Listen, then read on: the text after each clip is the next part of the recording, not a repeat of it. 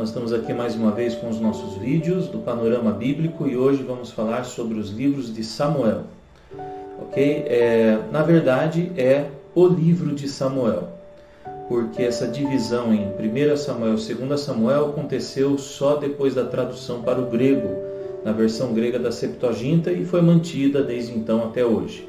Tá? Então nós vamos falar sobre Samuel, né? Considerando que esses dois são um único livro. Tá? Na leitura você pode perceber muito facilmente que se trata de um único livro. Terminando um, você já continua no outro, você vai perceber que era uma coisa só, tá? No início. Não há um autor conhecido desse livro.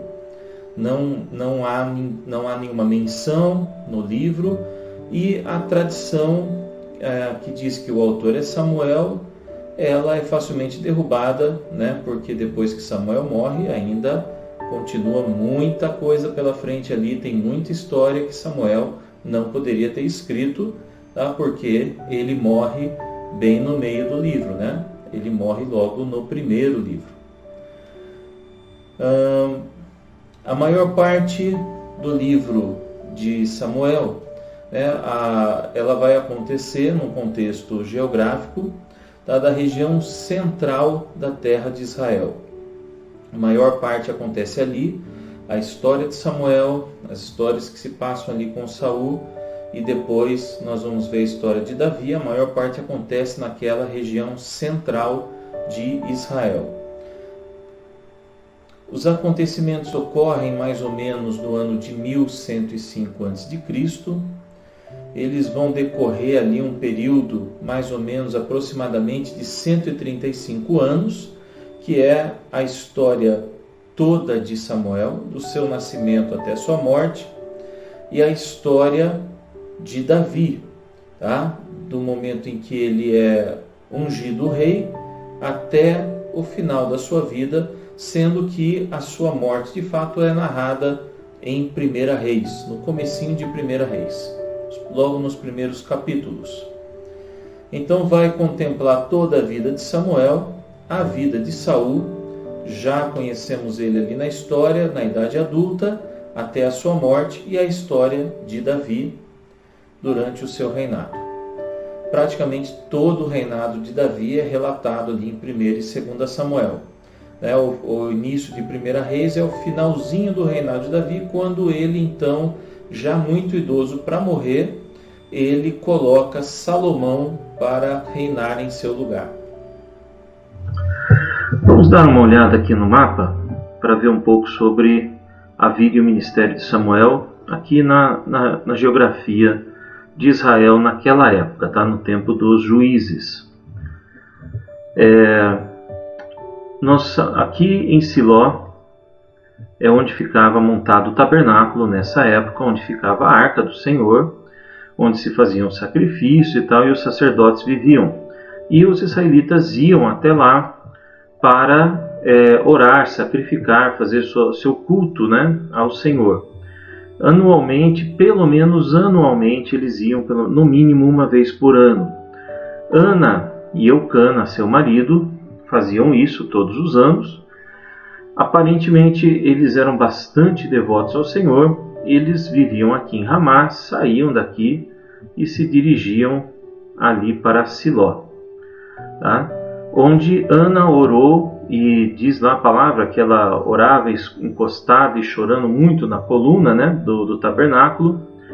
E o sacerdote Eli acha que ela está embriagada, alguma coisa do tipo, vai chamar a atenção dela quando ela conversa com ele, dizendo então que ela estava muito angustiada porque não podia ter filhos, e Deus usa, né, Eli, dizendo que Deus havia ouvido a oração dela para ela ter paz. E ela promete a Deus ali então entregar Samuel para que fosse criado dentro do tabernáculo como um sacerdote. Eles viviam aqui em Ramá, nessa região, foi onde então Samuel nasceu. Samuel então cresce ali em Siló, junto, né, sob os cuidados do sacerdote Eli, e Deus o chama para o ministério ali, fala com ele, levanta ele como um profeta e futuro sacerdote e juiz então de Israel e fala sobre a vida então de Eli, como Deus estava reprovando ali os atos dele. E Eli entende que de fato era Deus falando. Samuel viajava aqui para Betel, Gilgal e Mispá, essa região aqui, próximo ali, não era muito longe, para julgar o povo. Então nós vemos o ministério dele e como juiz e sacerdote se concentra no centro, na região central de Israel.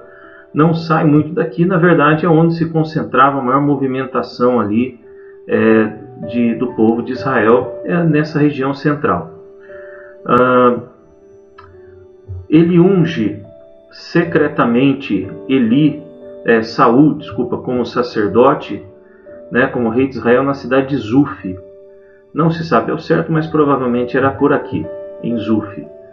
Tá? E ele unge secretamente também Davi, depois, quando Deus rejeita a Saul como rei, aqui na região aqui de Belém, tá? onde era a família ali de Davi vivia, ali em Belém, depois onde Jesus vai nascer, porque Jesus era um descendente direto do rei Davi e vem como cumprimento da promessa do Senhor de ocupar eternamente o trono de Davi, né? O trono de Davi seria eterno, porque Jesus, rei dos reis, ocuparia esse trono. Samuel morre e é sepultado na sua cidade natal, aqui em Ramá, aqui no centro. Vamos dar uma olhada na vida de Davi, um pouco mais agitada do que a de Samuel, se deslocando bem mais do que Samuel. Davi era o filho mais novo de Jessé, ele nasce aqui em Belém. Tá? Ele, ainda jovem, tocava harpa na corte do rei Saul, porque quando ele tocava harpa ele atraía a presença de Deus, e isso acontecia aqui em Gibeá, onde Saul reinava. Ele reinava ali dessa região de Gibeá. Davi ele foi lutar contra o gigante Golias no vale de Elá, aqui próximo de Jope, perto ali do Mediterrâneo, uma região onde os filisteus costumavam ocupar. Então essa região aqui era uma região ocupada pelos filisteus.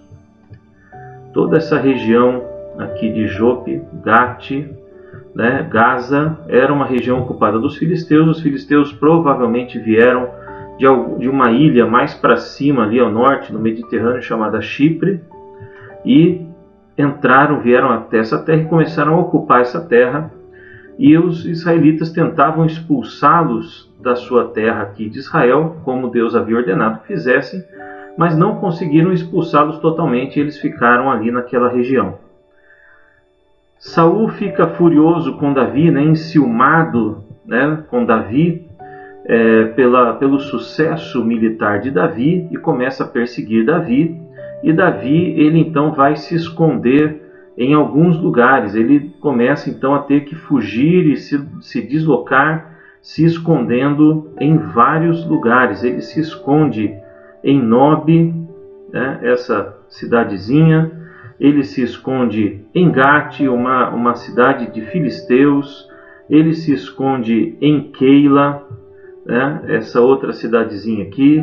E também em vários outros lugares, no deserto mesmo, em cavernas e tal.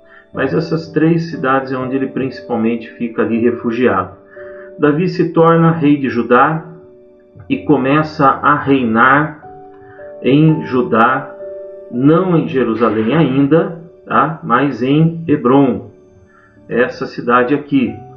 Depois ele luta e conquista Jerusalém e transfere então o seu governo para Jerusalém, E Jerusalém passa a ser então a cidade amada, santa de Deus. Entre as conquistas de Davi ele conquistou o povo de Edom, ele conquistou a região de Edom, aqui embaixo ao norte.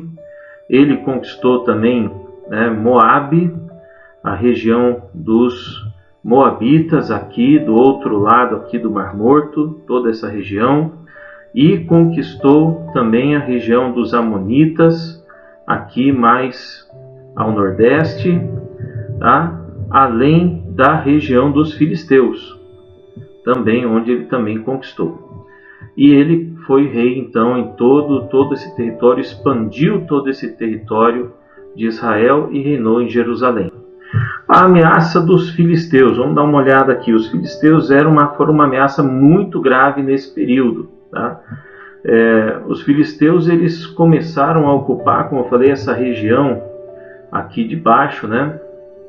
Aqui vindo dessa ilha de Creta, ali no Mediterrâneo, eles começaram a ocupar essa região aqui de baixo. Eles já ocupavam, mas eles também tentaram avançar, indo conquistando outras cidades por aqui, mas também tentaram uma estratégia aqui pelo norte.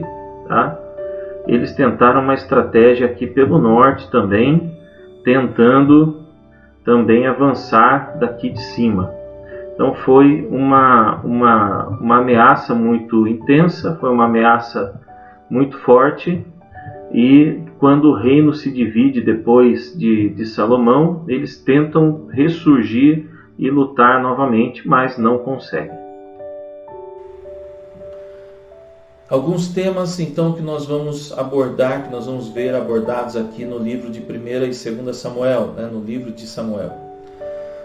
Nós vamos ver uma Israel espiritualmente deficiente logo no início, porque é o tempo dos juízes. Né? Eli é aquele juiz ali, mas Israel está muito deficiente. Ele até certo ponto é um bom juiz e sacerdote, porém com seus filhos como sacerdotes corruptos, Israel está mergulhado num caos espiritual, a ponto de seus filhos pegarem a Arca da Aliança e numa demonstração clara de que eles não sabiam que era um relacionamento com Deus, não entendiam o relacionamento com Deus, numa atitude clara de idolatria, eles pegam a Arca da Aliança e levam para frente de batalha, acreditando, misticamente, acreditando ali supersticiosamente que a arca iria dar a vitória ao exército de Israel, mas são todos destruídos, mortos, e a arca é levada pelos filisteus. Deus manifesta o seu poder através da arca. Os filisteus tremem de medo, porque Deus então derruba os ídolos, os ídolos dos filisteus, por terra, sobrenaturalmente. Então os filisteus, com medo, mandam a arca de volta para Israel, e ela fica na casa de Abinadab por um tempo lá indeterminado, por alguns anos, até que Davi a leva de volta para Jerusalém. A leva então para Jerusalém, né? Então nós vamos ver esse tempo então ali que nós já vimos em Juízes. Muita corrupção moral, muita idolatria, e uma opressão dos inimigos à sua volta, principalmente nesse momento dos filisteus. A influência de Samuel faz com que essas condições espirituais comecem a ser revertidas, e Davi então é aquele que depois vai trazer o grande avivamento de volta para Israel, trazendo a arca de volta, levando ela para Jerusalém, colocando ela em uma tenda e instituindo adoração 24 horas na tenda diante da arca do Senhor. Nós vemos que o livro de 2 Samuel termina com a ira do Senhor sendo afastada de Israel. Nós vemos que ele termina de uma maneira incrível, né?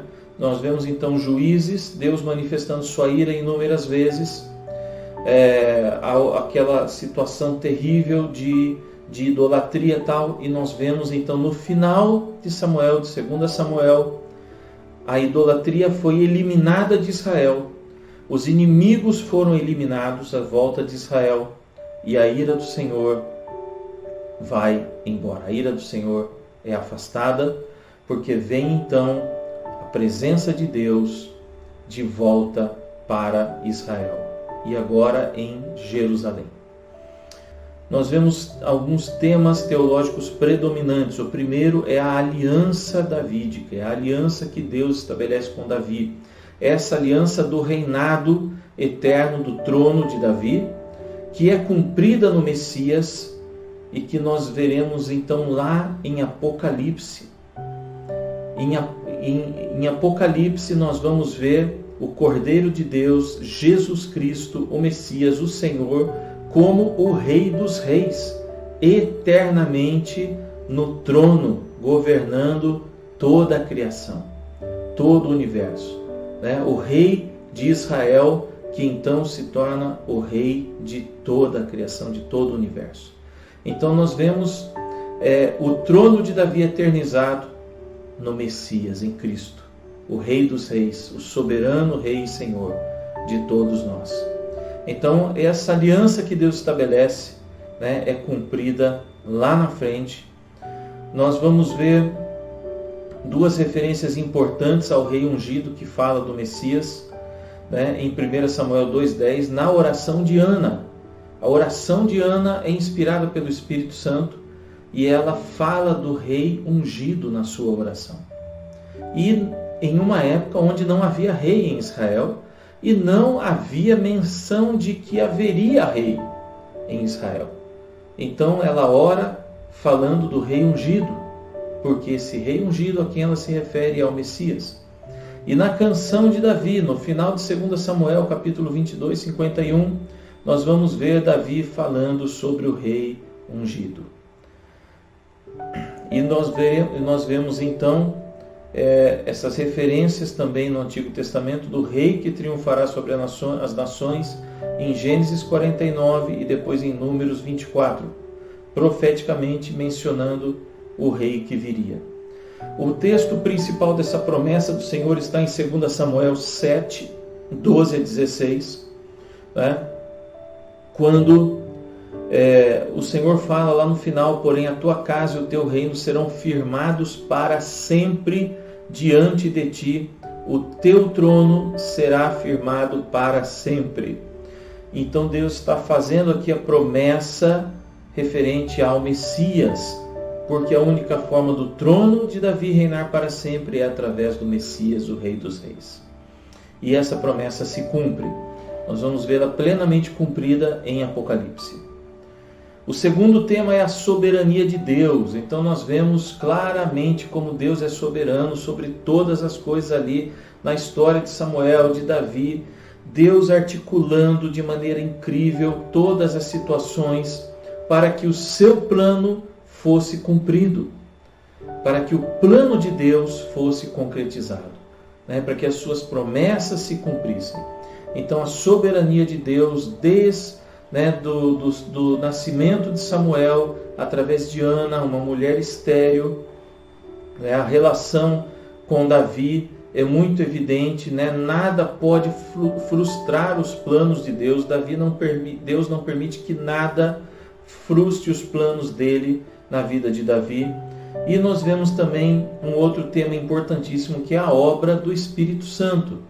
Então a obra do Espírito Santo na capacitação de homens para cumprir as promessas do Senhor. Então nós vemos o Espírito Santo vem sobre Saul, e Saul é transformado de um covarde em um corajoso. O Espírito Santo vem sobre Davi, e Davi, em nome do Senhor, vence batalhas impossíveis de serem vencidas, como por exemplo a de Golias. Nós vemos então Deus ungindo homens para profetizar também de maneira sobrenatural, e o Espírito Santo presente no livro de Samuel. O quarto tema no livro de Samuel,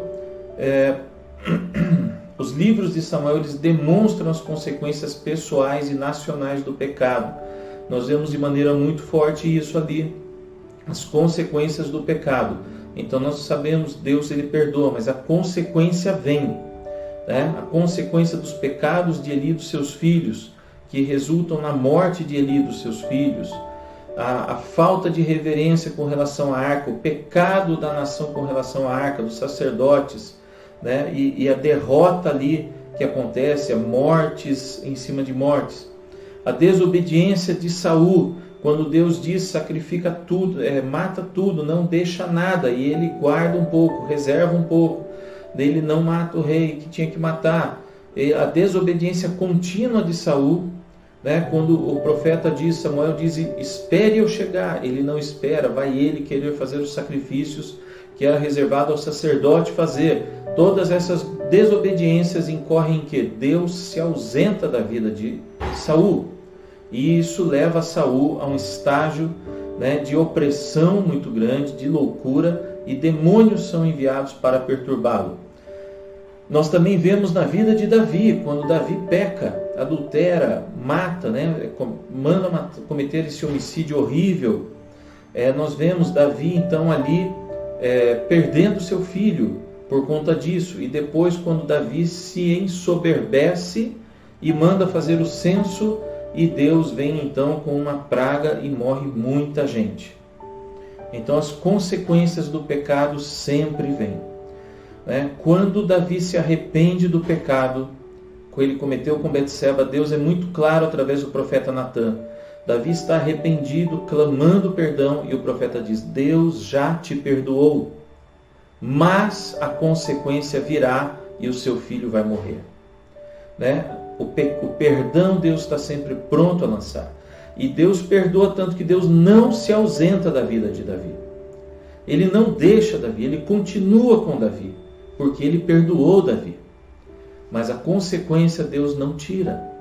Então nós vemos esses três temas principais ali, né? Também essas doutrinas, né? Esses três temas que formam doutrinas, a aliança davídica, a obra do Espírito, o pecado, né? O Messias prenunciado em Davi como rei ungido. Então nós vemos esses temas muito importantes. Nós vemos o caráter de Deus ali expresso de forma muito importante. Deus é poderoso, é santo, provê todas as coisas. Então nós vemos a provisão na vida de Davi o tempo todo. A justiça de Deus, ele perdoa, mas a justiça ele exerce, né? A soberania dele, a generosidade de Deus para com a sua nação através da vida de Davi é incrível. Como Deus sempre cumpre suas promessas, ele é fiel, né? Ele é verdadeiro, a verdade está nele, né? E ele é o único Deus. Nós vemos Cristo, né, na pessoa de Davi, como nós já mencionamos, e tem dois textos importantes aqui para nós destacarmos, onde vemos de maneira muito linda o caráter de Deus.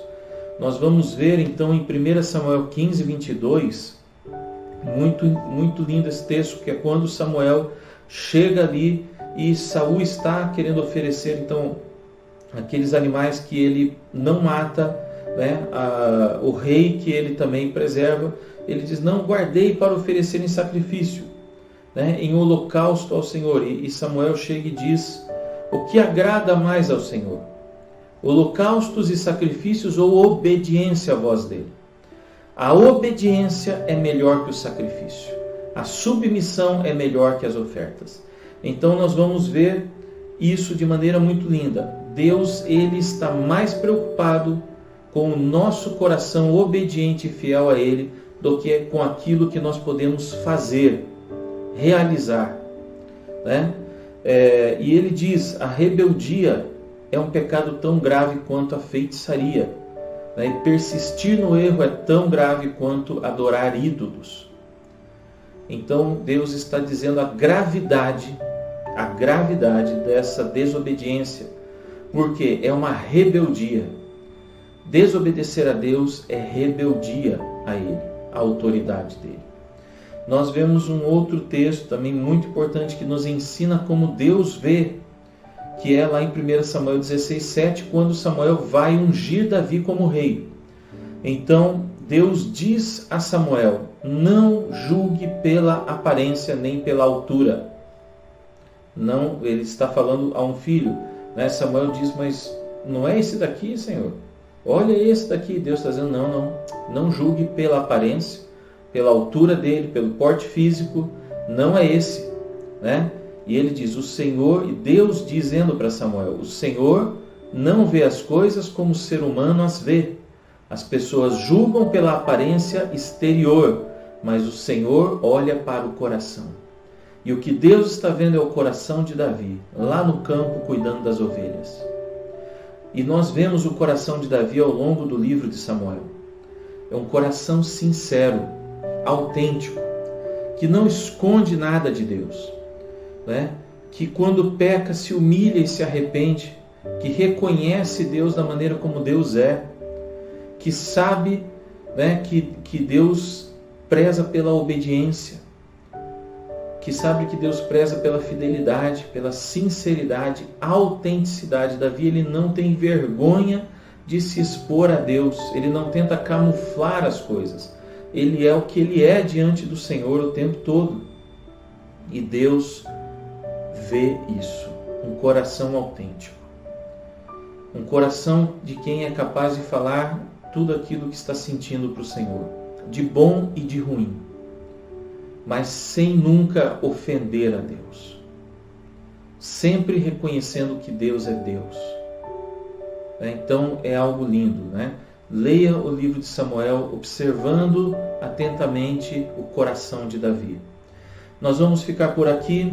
Esse livro de Samuel tem muita coisa para falar, né? E o próximo vídeo faremos sobre reis, que vai complementar algumas coisas e continuar nessa história. Então aprendemos muito hoje a respeito do caráter de Deus, de como Deus vê as coisas, né? De como Deus opera e como Deus espera que nós nos relacionemos com Ele. Porque Deus, Ele diz claramente que Davi é alguém segundo o coração dele. Então, se podemos aprender com alguém como se relacionar com Deus, é com Davi, com o coração de Davi. Davi é um pecador, erra muito e comete erros graves, mas diante de Deus, ele é completamente desarmado, desnudado, não tem máscaras diante do Senhor e reconhece toda a sua condição como pecador e como alguém que ama profundamente a Deus, apesar do seu pecado, da sua pecaminosidade, né? Deus abençoe, fiquem na paz.